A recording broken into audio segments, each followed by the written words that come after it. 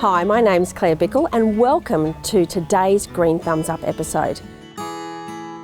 Today we're going to talk about roses and the top tips on getting you to have the most success you could possibly have with roses in your garden. To start off with, we'll look at some of the varieties. Hybrid teas are probably one of the most common varieties you'll find for sale. They are the long-stemmed, single-flowered roses. The next you'll quite often find for sale are the cluster-flowered roses, the floribundas, most commonly known as the iceberg. There are of course many different types of old-fashioned roses to choose from, and I find they work really well in amongst other flowering plants within your garden. But there are climbers, there are topiaries, there are even weeping standard roses. There are many to choose from that could suit your garden. But do keep an eye out next season for the release of the Royal Queensland Show Rose. It's really quite a spectacular rose and we're looking forward to having that showing up in people's gardens around the state. Pruning roses in Queensland is something that you can actually do a little bit of all year round. We never have a very dormant period because our winters just aren't cold enough. Some locations are, but generally most of us have pretty balmy winters.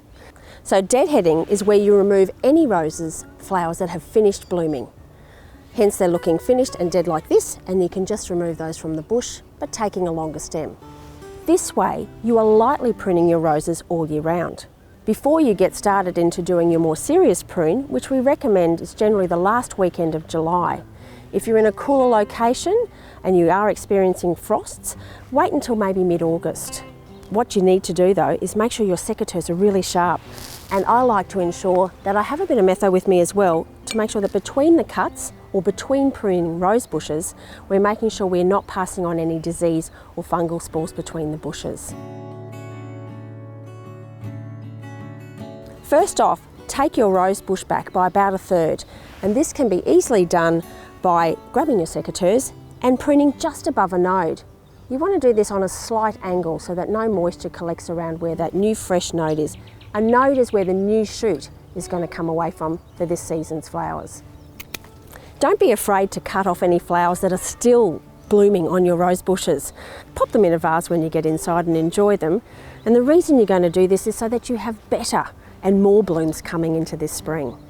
Now you can continue on to do the rest of the rose bush and just take back 1/3 of the bush, and it just gives you the capacity to then stand back and have a look with what you've got to deal with towards the end of the prune. Once you've pruned it back by 1/3, I now need to get right down into this rose bush and remove any of the spindly growth, deadwood or dieback, and any rose stems that are not going to be productive this season coming.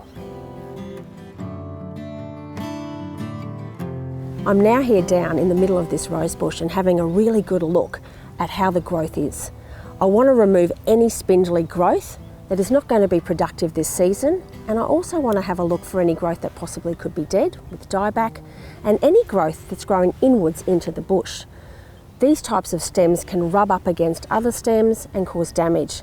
Then disease can get in. So let's have a look. There's one main branch right in the middle of this rose bush, and even though it looks quite sturdy, it's growing inwards and is going to impede on the framework of this rose. So I'm going to take my secateurs and I'm going to go right down to the base and remove this stem. Now I've removed this branch from the centre of the rose bush, and I'll just prune some of those off. I can now see that there's a framework there. I'm going to have a look at some of these little pieces here, which are also not going to be very productive, and take them back to those new shoots on the node here. And here's another one that's a little bit spindly and it's probably going to be a bit unproductive, so I'll remove that as well. And what you can see here now is a reasonably open framework for your rose bush. There's a lot of lovely new nodes and shoots that are ready to burst away as we head into spring, and fertilizing will get that well and truly onto the road to some lovely blooms that you'll be having in your garden. Now that I've finished pruning this rose, the next step is to do an application of lime sulfur. This is great to use on roses once they are completely pruned and there's no foliage. You use this to help get on top of any fungal spores that may be wintering on the stems, and even spray it around the base of the rows to get rid of any fungal spores that may be harbouring on the surface of the mulch. Other things that you need to keep an eye out for when it comes to pest and disease with roses is a bit of your maintenance and your husbandry. When you're watering your roses, do it in the early morning. Try not to water your roses in the late afternoon and try not to water the foliage. This will encourage fungal diseases like powdery mildew and black spot to get a foothold. Coming and checking on your roses on a regular basis means that you can spot pests quickly and you can intervene. Try and choose organic certified options when it comes to getting on top of insect pests like scale, aphids and thrips. Your first top tip for rose growing success is soil preparation. You can add well-rotted compost and animal manures to your soil up to 4 to 6 weeks before planting. Incorporate this through the soil, water it in well. You can even mulch now as well while your bed is settling in, waiting for you to plant your roses. Once you dig your holes, you need to consider whether you've bought bare root or potted. There is a difference. So if you've bought bare root roses, there's no soil around those. You will need to form a mound in the bottom of the hole to place the bare root roses over. This is to ensure there's no air pockets. Fill it back in and water in well. With potted roses, you'll treat them like you would any other potted plant. Digging that hole, and what I like to recommend, whether it's bare root or potted, to fill that hole up with water a couple of times beforehand. That ensures that the surrounding soil is adequately moist. Once you've planted them, fill it back in, water in well with something like seaweed or fish emulsion, as this will reduce transplant shock and get your roses off to a good start. Then replace the mulch back over on the top and you're ready to go.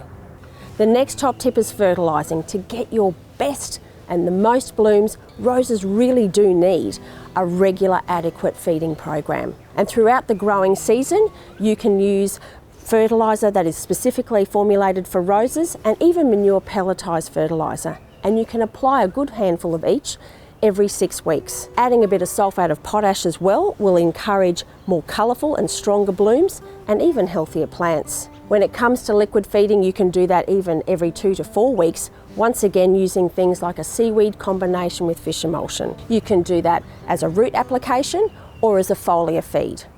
If you are choosing to do a foliar feed, do it early in the morning. That's when the foliage is most receptive to drawing in those nutrients. Things like seaweed will help make your roses more drought tolerant, more pest and disease resistant, and also tolerant of temperature fluctuations. Another great tip for growing roses successfully is practicing companion planting. You can plant things like marigolds, low-flowering annuals like alyssum, and even things like garlic chives. These plants will help attract beneficial insects that will predate on the bad bugs that attack your roses. They will also help repel a lot of those insects. So why not add some companion planting and a bit of colour to your rose garden today? Today's water-wise tip brought to you by SEQ Water is mulching. Applying generous layers of mulch to your garden will help conserve soil moisture, it will suppress weeds, and it will also help add nutrition to your soil as it breaks down. You can use a variety of different types of mulches for your garden, from sugarcane, lucerne to cypress mulch, tea tree and more. Thanks for joining us today on Green Thumbs Up, and we can't wait to see you next time.